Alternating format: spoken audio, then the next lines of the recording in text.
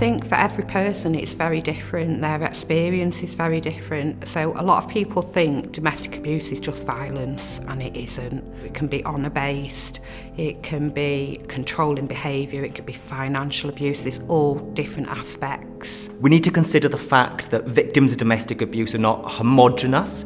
There are different experiences, there are different barriers. And if we look at those with protected characteristics, so LGBT victims, for example, what happens is an LGBT victim will present to a local authority as homeless, and the reason why they have to go through that route is because there's a lack of male refuges in the country. There's 9 male refuges in the country. They might be given emergency accommodation. To some people might sound like a successful outcome.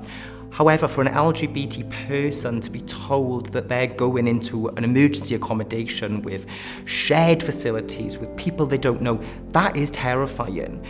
And we know that 1 in 5 LGBT, lesbian, gay, bisexual people will experience a hate crime in the last 12 months. 2 in 5 for trans people, but 4 in 5 incidents of hate crime go unreported.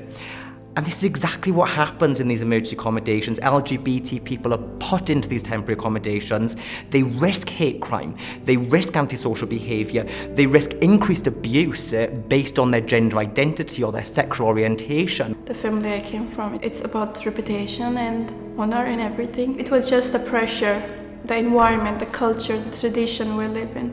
So it's just the pressure was too much for me at that time. People don't realise just how hard it is to leave an abusive marriage or relationship when your entire being is tied to that person through a marriage visa, or through financially they support you, or through language. When you can't speak the language of this country, when you don't have any right to be here without being married to that person, it's no wonder people don't leave. No organisation is accepting you. They have places, but you are not according to their criteria or a system or anything. There's a lot of victims that we're coming across at the moment that have got no recourse to public funds in the UK. They're here on spousal visas.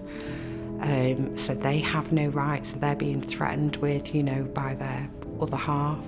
I'll have you deported, I'll remove you from the country, I'm keeping the children, and there's all things like that. When you're from a particular community, what you've got to remember is there's no element of individuality.